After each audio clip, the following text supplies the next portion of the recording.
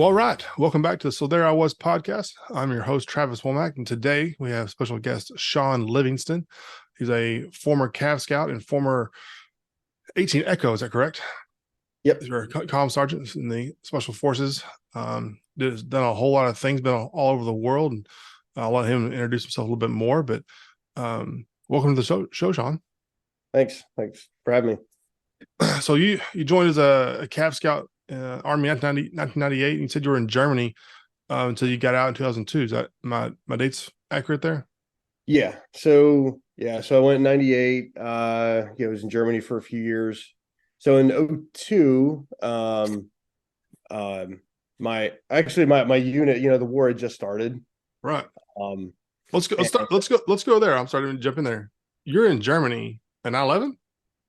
yes, yeah. You got to touch on that a little bit. That was weird, and everyone's got their 9/11 story where we were, Right. what Right. happened, and the time zone difference. We were like it was one of those days we were just hanging out in the motor pool, Right.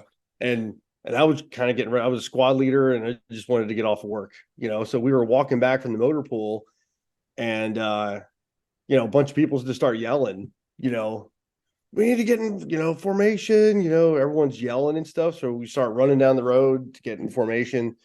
And that's when they came out. And, I think at that time, we still didn't know what was going on. It Right. was like, basically the first sergeant came out and said, hey, there was an attack. And we knew that the towers fell and that the Pentagon had just been hit, and they thought that there was more coming, and no one knew what was going on. So at the time we were like, nothing was really going on before that except for like Bosnia and Kosovo, right? Right. So we were on like our little red cycle, so we didn't know if we were going somewhere, what would be going on. We're an armor battalion. It's not like we could move too quickly. Yeah. So, True. but I remember them saying, they were like, if anyone has family in those areas, uh, so we didn't have like our, Phones cell and phones and stuff Facebook. were a Yeah. lot different, right? So, everyone's lining up at the payphone to make Oh phone yeah. calls. I had a bunch of I had family in the DC area who actually worked as contractors. So they were like, my sister's office was in the naval annex, which is up on the hill, like Mm-hmm. just above like kind of the Pentagon, and so they had to Oh like yeah. fly actually over her building. And my dad was there too, so he was in and out of actually the Pentagon all the time. So I was like trying Wow. to get hold of them just to find out what, we had no idea what was going on, That's so crazy. I didn't get hold of them until later that night, I think. So, but it was, I think, time wise, I want to say we were getting ready to get off work, so it was probably around 4 o'clock or so, I think, time zone, time difference. Yeah. So, but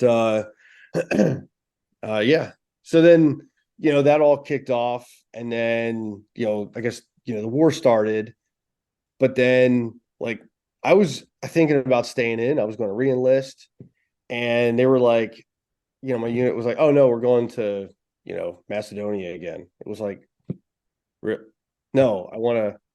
Like, why aren't we doing? So we're just gonna We're go. going the wrong direction.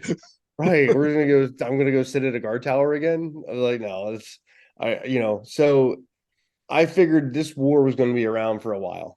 So, um, I decided to go back. I wanted to go back to college, and I had talked to my um platoon leader about it. He was like, no, I think he was like, I think you'd actually be better as an officer. He was like, I think you need, you know, so I decided to go back and go to college, and I was going to do the ROTC route, type of like a green to gold type of thing. Oh yeah. Yeah. So, um, so yeah, so I decided I leave and I go back, and I went into a guard unit and started college, and then I meet an SF guy out in West Virginia, and he was like, no, don't do that, man. You have a lot more fun on this side of the fence, He's like, so, here's my buddy's name and number. He gave me a name and number of Sergeant Major, and I called him, and he was like, "Hey, why don't you come out to we have drill this weekend. Why don't you come out?" You know, Check it and out. yeah, he wanted to do like a little interview, so I met up with him and talked to him, and then he was like, "Hey, you want to go to selection?" And I was like, "Never thought about it before," and I was like, uh okay, I guess I was still in good shape. I just came off of active duty. So that was so it was in, I had to wait 6 months or so. So it was June of '03. So I got done another year of college, and then um went to selection, came back, and then had to, wait around for a selection date, and then got to go down, or I mean, Q course date, and Right. started the Q course in summer of '04. So Okay. So I have to ask you just if you're doing selection, uh, SFAS, for those that don't know what that is, um, in 2003, do you still have fears when you see whiteboards with writing on them? I guess, I think part of me, I don't know if it was like the military, but you just get into this like, and I was young, you being younger, never thought it just, Yeah. you know, I walk out, look at it, and then do whatever it told me to do, Yeah. You walk through stores now, you see whiteboards, you're like, Yeah, there's yeah, this, yeah. there's a secret code, figure it out. They yell for everyone to come outside. You run outside, and they're like, "All right, your next event is a run. We'll tell you when to stop. Yeah. Follow those cones." And you're like, Yeah. "Okay," So I remember that for about 2 years. I'd see random whenever I was, right after your group, I'd see whiteboards everywhere. I'm like, every unit has these whiteboards. I'm so terrified of what could be on I've them. actually thought about doing that to my kids sometimes, because I gotta like put it on the stairs as they come down before school, because There you like go. I don't know how many times we've run outside. I'm halfway to their school, and they're like, Wow, my shoes. uh, "Yeah, oh yeah, yeah." I That's the don't, worst. Dad, I didn't put my shoes on. I'm like, "What? What? I don't have my backpack, or I left Yeah. my lunch, or you know, I forgot my homework." I'm like, "What? What? Yeah. What were The you shoe, thinking when you the hang shoes out is the my door?" favorite one. I'm like, how I literally put them on your feet. How did this happen? So that's crazy. So you did um you did the Q course and went to the Echo course obviously after that and everything else and Yeah. all the other little the long Yeah, I was in pipeline. I ended up, I can say, um I was actually in like the last long echo class. Yeah. I can actually say that, because it was like, I think it lasted about 6 months, because we hit Christmas and stuff like that, and Right. it kind of extended. But the class after us, they had taken out a bunch of stuff in the curriculum. Like, we still had to look at all the old like cryptography stuff from like Mm-hmm. Vietnam, and like, you know, Morse code. Morse code and all that Yeah. stuff, right? But then the class after us, they took a bunch of that out, and it Yeah. was only like 2.5 months or something. So then when we went to Robin Sage, there was like two classes of echoes that were all compiled. It was like every team had like four echoes Right. on it. So It's an important job. People don't realize that, you can't talk, can't fight. So well, yeah, it's yeah. a it's It's a it's it's heavy though. it's interesting. Yeah, the batteries are no joke. What's interesting And they about want you to carry all the rechargeables, oh yeah. those big God, rechargeables that are like 8 pounds a piece. no, thank you. Like, here's 10 batteries to put in your backpack. Like, It's funny that you look at that, and I've came from the same our careers overlapped obviously in time. But if you ever watched, you probably should watch American Sniper. But how they film that, I think, is really awesome because it shows the progression of technology throughout all of his deployments.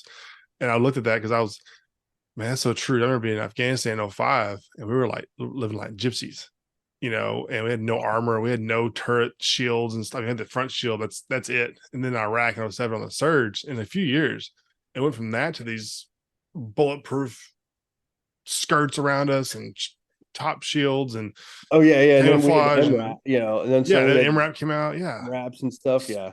But then like, Uh, the radio equipment though, like went from being the old ANCD filler, where we used to keep them in our desk, and yeah. in our Oh yeah. now it's a The old little Kick 13 yeah, was like was like gold. Like if you could find one of those, because it was just easy to put it in your pocket, and you just. Yeah. But yeah, I remember they were. It was hard to get one of those, and they didn't even want to sign them out to us because we were just like, hey, click, click, click. Yeah. Everyone really fast. Yeah. That's. Now it's a Palm Pilot of all things. 'Cause I Oh remember, yeah, yeah. They came out with that. I forget what it's called now, but I was a recruiter for 4 years. So I went from all these deployments to being a recruiter. And I came back and they're like they put it in the arms room. I'm like, what? It's in the arms room? How do we practice filling radios? This is the EIB task. But Joe's like, it was like they guarded the fields. All of a sudden, like, things have changed. This is crazy. So sorry, I digress. But I have to ask, because if you're an Echo, surely you'll play the Pricky 7 game. It's like a rule. It has to be, right? Oh yeah, yeah. Oh yeah. Those types of things are like everywhere. I remember in Germany trying to get like our new privates to unscrew the turret or like Yeah, exhaust sample's the best. exhaust sample. I remember we had one that was like this guy. I think it was Tilly. He he was a private. It was just I mean, he always had that stare, like he had no clue what was going on. Like one of those. And somebody had him go get an exhaust sample, Oh, right? yeah. And he was carrying this exhaust sample, like he took it. Trash bag full of trash bag. Well, it just kept going up the chain, and everyone went So along with it. It was like, right. he took it to our platoon sergeant. The platoon sergeant said, "Hey, you need to take it to the chief up The the motor warrant. pool." Right? He took it to him, and the next thing he's like, you need to take that down to the company commander, and then the company commander sent him all the way up to battalion. The XO. Yeah, yeah, yeah. And then, like, yeah. Next thing That's you know, the battalion commander, like, and they sent him back down, like going along with the joke, and then they called us, and they were like, the sergeant major calls us and says, knock that crap out. who sent Tilly up here with an exhaust sample? You're like, man, this has got out of control real quick. I remember watching thought it was hilarious one day. I saw it was one of those M105s, and I walked by and I was just laughing because they had a couple of these guys out there with post-it notes, like ting ting ting, and they're trying to find soft spots on the armor. And this M105 was like, it was just covered in post-it notes. They had to mark it. It was like, oh my God. That's I was like, wow, that's pretty good. I didn't remember that one. Write that one down. Those are the best things. Like those little, like they're just silly. We all do it. We've all done Pricky 7. Like at Fort Bragg, there was Area J. It was an unfenced area you could do training in, and until when I left, they put a fence around it. But it was really funny to send somebody get the keys to Area J.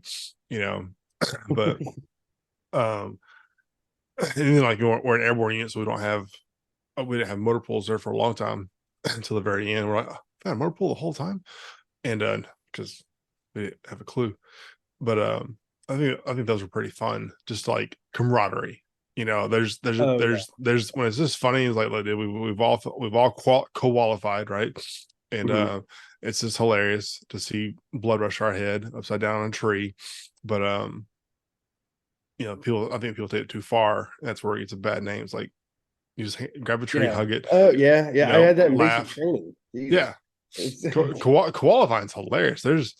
I have a good buddy of mine who his granddad's a World War II paratrooper. It jumped into Normandy of all things. His dad was in Vietnam, jumped into Vietnam, and then him. And he's supposed to jump into Baghdad, but it didn't happen. And but he has a picture of all three of them upside down, hugging a tree from 1942 to today, and it's like it's a funny tradition, but we have a bunch of those. I'm sure every branch has their version of that. So sorry, get back to I digress back to you. So you're finished with the Q course and stuff, but I do want to hit on so you were in, I guess, is that 19th group out there in the East Coast? Yeah. So excuse me. A lot of people kind of educate some people that are listening may not know that we have National Guard Special Forces is probably what you can share, obviously. So there's 19th and 19th and 20th Special Forces groups in the Guard. They spread out in like 11, I think it's 11 different states. And then so our battalion, your battalion might be spread out to different states too. Like Right. our battalion headquarters and a company was in West Virginia, and then we still had another company in like Rhode Island and Ohio, So, and then when I transferred to 20th Group in North Carolina, we had like that was one company there. Then there was the other company was in Florida. I think the other one was Alabama. It was like, so it's we're it's kind of spread out, and then so but each company typically sisters like an active duty group, right? Right. So for area of operation and stuff like that. So you typically would go there more often, but with Afghanistan and Iraq and everybody was rotating there. all Right. the time. It was just like in West Virginia, we more sistered third group, so they were going to like North Africa. So we would have units that would go on like small rotations or J sets to North Africa, or someone else has Central and South America or something like that. So it just depends on the region of the world that and a lot of times there are training missions and stuff like that go on. So interesting. Yeah, I think of the amount of time to stay fit and stay proficient, and in all those all the categories. schools that we got to go to. One thing about the Guard is a lot of times there's other schools that you can go to Guard wise where they have them like kind of expedited, so you're not in the school for too long, right? Civilian jobs, like, we're cool with it, but this is ridiculous. On the SF side, we have to do the federal school. So when we go to a school, we're still going to the active component school typically. And so and I don't know, a lot of our guys, I could say, probably not everyone has a regular job. It's like it's rare to find a team with a bunch of guys that have regular jobs. Usually they're on and off order so much, or they're in some type of law enforcement or something like that. So not a lot of accountants, you're saying? Yeah. Not many accountants and stuff. We need to deploy in April. Not a good time. I gotta say, I can't deploy. You don't understand. Yeah, and sometimes, and what was hard about like when I owned a business, with the National Guard, they're always like, well, doesn't your employer understand? Because there's like there's that act, I forget what it's called. But they like have to let you, right? And it's like, well, it's not my employer, it's my clients that I can't, you know what I mean? Like, it's hard to just get up and just go somewhere. I got to prepare this, Yeah, I can't really replace myself. I'm in charge. Right. Johnny, come here. I know you're only no matter five. how many managers I had. You can't, no matter, you got to find a really good manager, but even when you do, you still can't replace yourself. Like, they don't care about it as much as you do. So that's for any business, every leader or owner or anything needs to understand that people other than will never have as much invested or care as you do, because you have time, money, effort, invested into it, and you have something to lose aside from just employment. So and that's why I like work. So most of who I work, well, now my business, that's why I like working with veterans more often. They're more, we're all more driven. You have a purpose. So if you started a business, that becomes your purpose, right? It's not, so it's I don't know, more serious, or if that makes sense. So let's hit on that real quick since we're here. We can come back to the kind of some of your career stuff, but so you're currently working for Wolfhound Franchise Solutions and you are a franchisee yourself. Is that correct? Well, I was. So so I had a franchise myself. I sold it, but that's kind of what led me into being a consultant, was because I'd been in it for, running a franchise for 10 years. trying to kind of figure out what I wanted to do, and I Right. wasn't jumping into another one just yet. Okay. Um, I found myself becoming a consultant and kind of and helping other people get into, a franchise or a business opportunity, but and also take the steps, like figure out what you're going to do, um, as far as like the due diligence and stuff like that. Yep. I'll have to edit that out in a minute. What time is that? It's 20. Okay.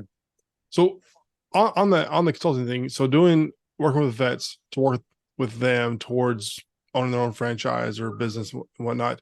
Let's a couple questions on that. Let's kind of hit on that because I talked to a lot of vets in transition, post transition, and kind of struggles they have, I guess. Mhm. So with resume building, or I don't know, I would argue that we kind of oversell our military experience or missell it.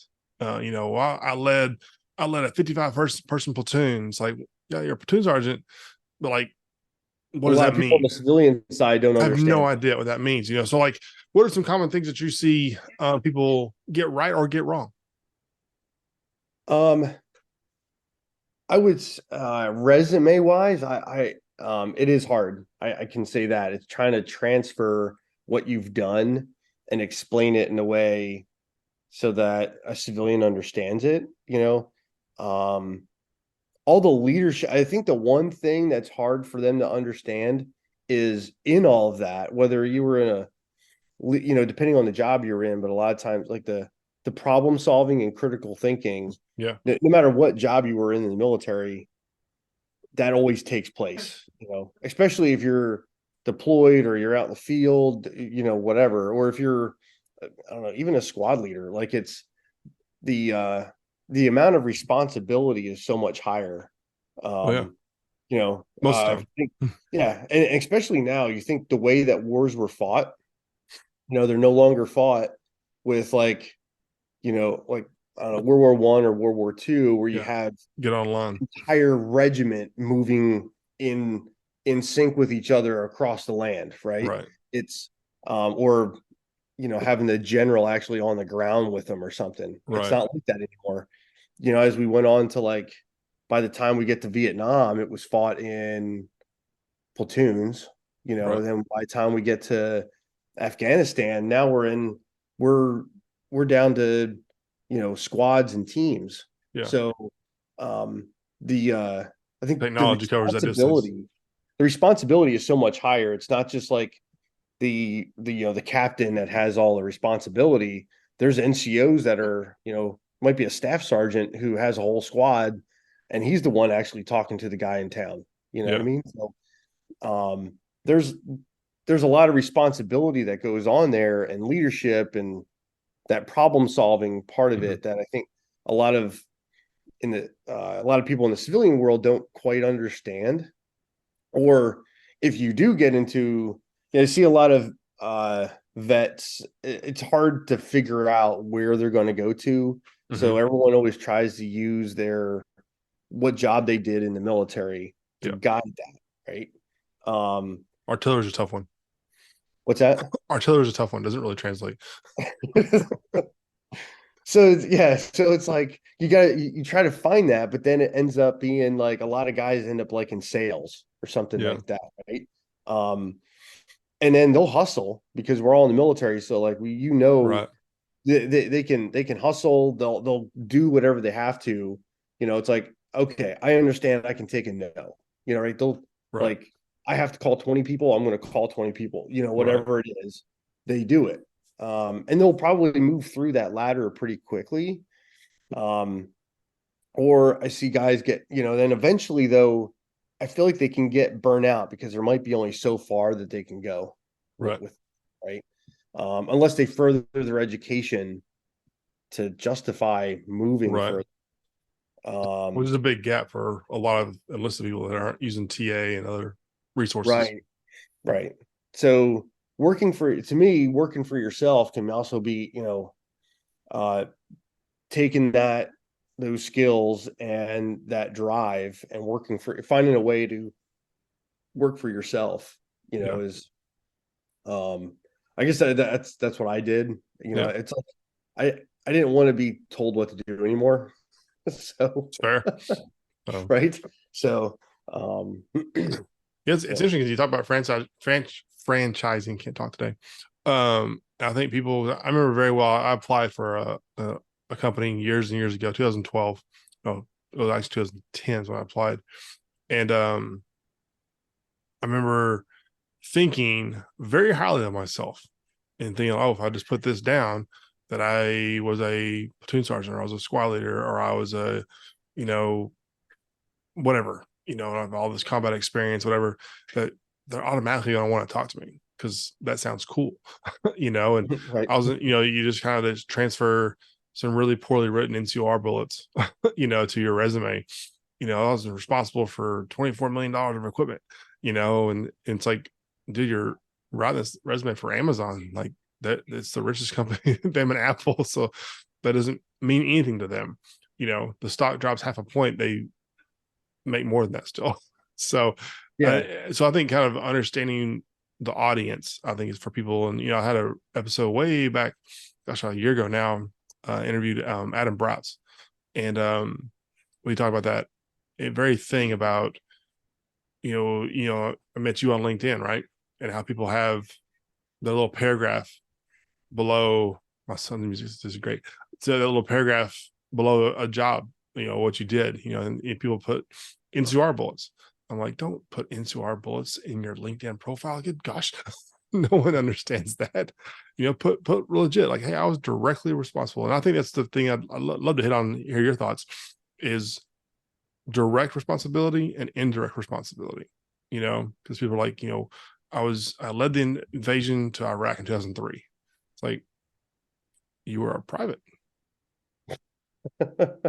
you were in the unit. So you were in, say, first ID that, or you're in 101st or you're in 82nd, one of those big divisions that literally led the invasion, Yeah.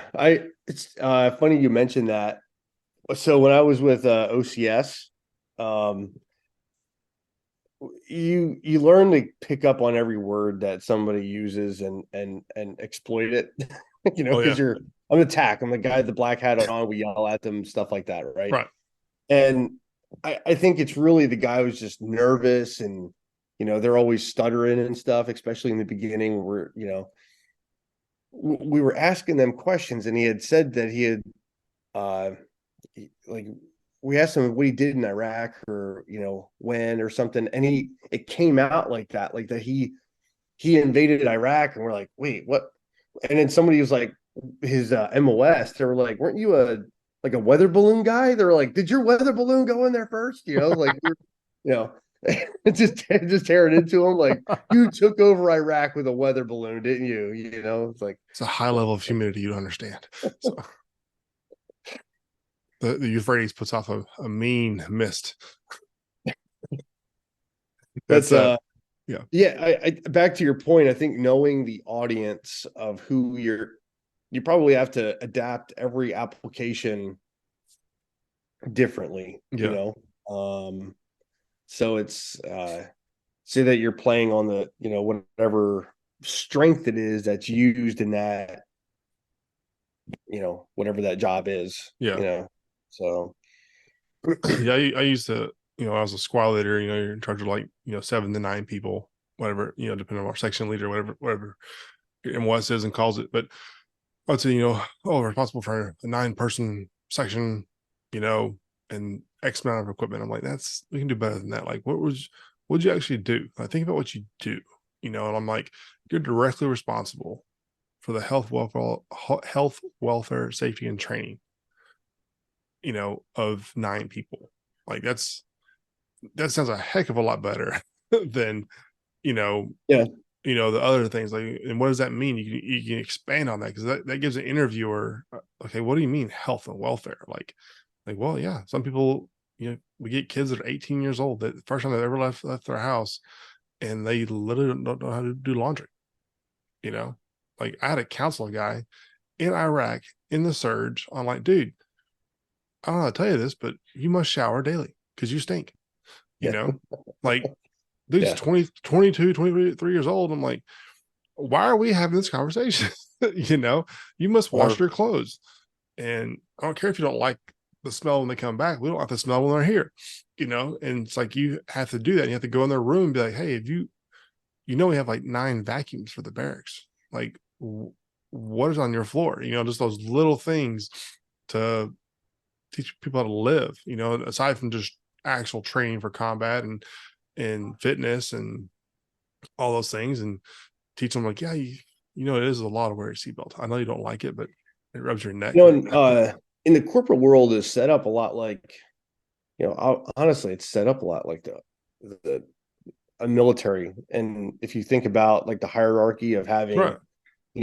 The leadership and where it's broken Mm-hmm. down at, you know, or so when I talk to some guys about certain franchises, Yeah. as I'm describing it, typically, especially in home services type of stuff or Right. junk removal or something like that, right? It's, I think about, uh, you have your squad. That's you have your guys that are going out in your vehicles. Right. Let's say you have you know, 4 different vehicles and you have a couple technicians, right? You meet up with them that morning. It's like you're sending your guys from your platoon in different directions, so Right. Oh yeah. that's how I, describe it, is thinking of being a platoon leader or something, or a platoon sergeant, and or your squad leader, and you're telling your guys, where to go. What's your job today? This is where you're going. This is what you got to do.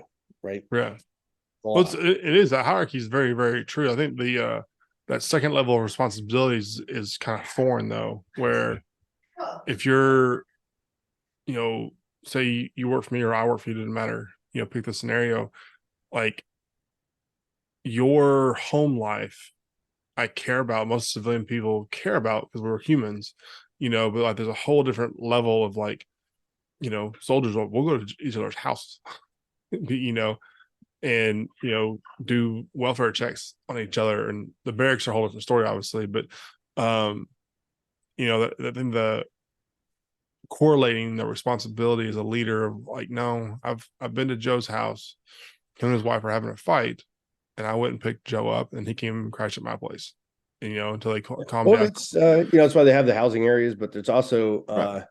I know guys like down at Bragg. Oh yeah. There's or Liberty, right? Liberty. There's We're all I having to didn't say ever get it's so many new names, you gotta figure it all out. that. But I know guys who live further out, like Mm-hmm. in certain towns, like whether they're in Aberdeen or Oh yeah. Pinehurst area, or Oh even yeah. up, Raleigh. uh, yeah, Raleigh, like Apex, and I knew a Yeah. guy that lived up here in Wake Forest, you know, but he would just sleep in his team, he was commuting down, Right. but they knew that I don't know, their family was safe, and a lot of times, like a bunch of other guys from their unit are actually buying up houses in that same subdivision. Yeah.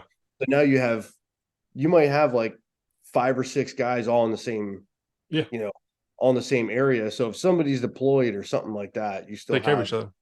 right. You know what I mean? Or, you don't have to worry about like your house getting robbed or something like that, because there's 5 other guys in the block who Right. will know, That's very true. So I so think that's great.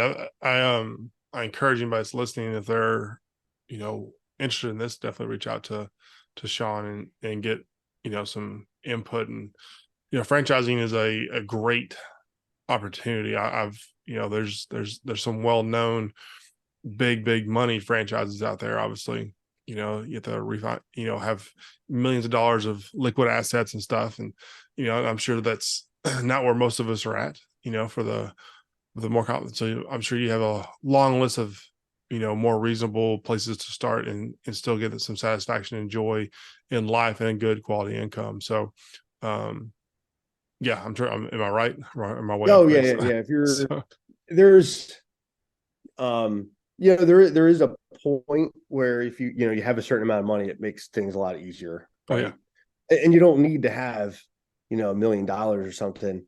But there are a few out there that you can get into at a much lower cost. If yeah, I don't know, 30, 40, 50 grand, something like that, oh that's yeah, much easier to to get into, or it might be easier to get a loan. Right. It might be easier to, to manage. Now, a lot of those you're going to work yourself. Right. Right. So that's the Gotta thing is, work. Gotta work. Yeah. yeah. Yeah. Don't think you're, all of a sudden you have all these people working for you. People cost money, right? Yeah. So, if you're starting out at a lower entry point, you're probably going to work just for yourself for Yeah. a little while, Yeah. until you start to build it. But yeah, it's possible. There's a few out there Yeah. if you want to put the work into it, um, that might be a little bit easier, and you can still, if you just wanted to do it yourself, you could still make a pretty decent living. Yeah. You know, Absolutely. so. So everybody defaults to the fast food industry, and a couple of those are big money. Yeah. Oh yeah, but and people don't realize sometimes the ones that cost a lot too don't necessarily always make a lot of profit, right? Yeah. So Just the breaking people even. buy it as an investment. They're buying the property or something, Yeah. but ultimately they have, if they're that big, there's also a lot of expenses going out, Oh yeah. right?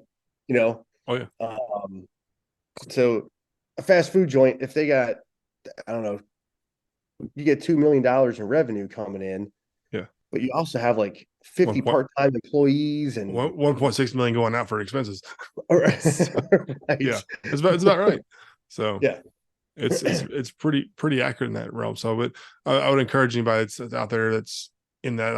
I've looked into it myself for a couple of things before I open my own business. So definitely worth a phone call to Shawn and his team about options there. So let's go back to real quick here before we end this up. So you mentioned you're doing a little bit of OCS, being the tacking. So I'm sure that was a whole lot of fun. I've never gotten to be an instructor. I think it's the one thing in my career I'm kind of like, oh, that would have been a whole lot of fun.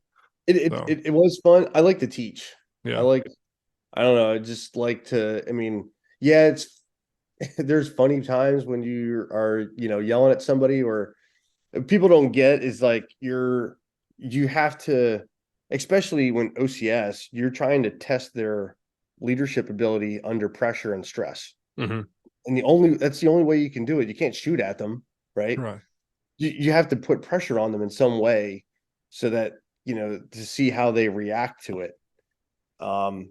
But we're not always yelling at them. It's not, but yeah, I always like that can be funny. Sometimes I got to turn around and walk away because I have to laugh or something, you know.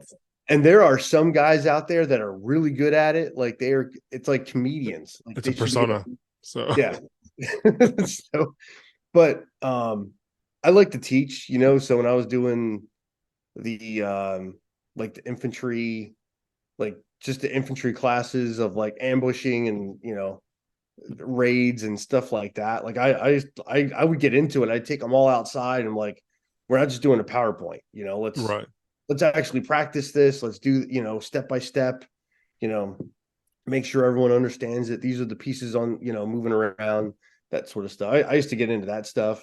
oh yeah, Um, and then trying to relate it operationally, because I know that, at that point, those guys might end up somewhere overseas and making using decisions. that, or Yeah, in some way understanding something. So it's, if it helped, if it helped save somebody's life, you know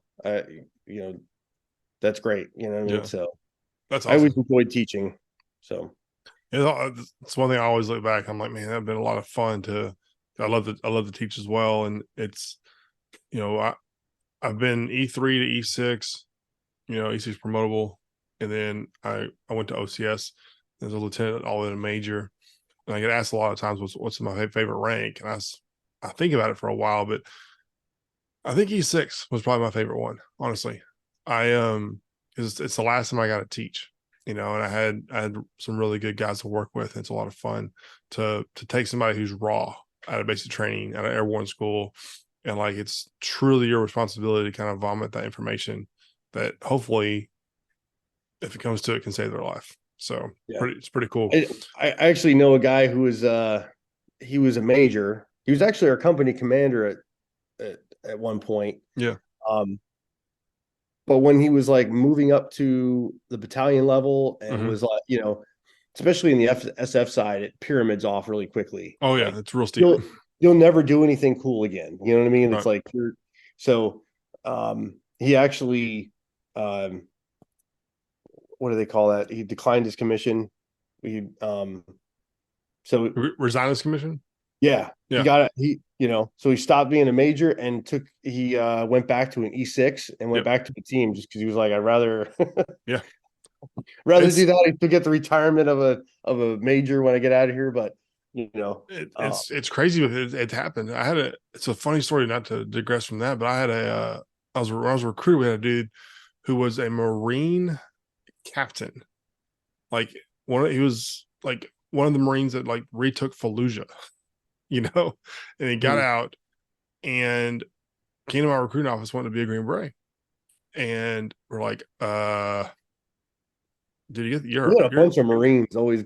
Yeah, you gotta like resign your commission. We can't do that. He's like, okay, cool. So he came back 3 weeks later with a letter of resignation approved by a senator. And we're like, okay. So we're like, you have to figure out what rank you are. And he came back in E5.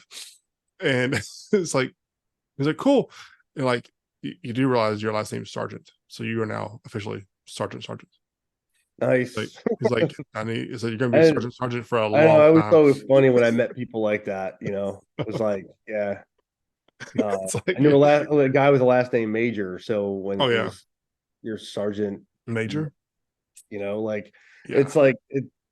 I knew somebody who was their last name was Wood. So you gotta have go with that one. Yeah, that's they were an officer, so eventually that's going to come up too. Oh yeah, I had a Woody in my basic training class. I'm like, ooh, should definitely don't commission. He actually became a pilot. I'm like, so now you're Chief Woody. Okay, good job.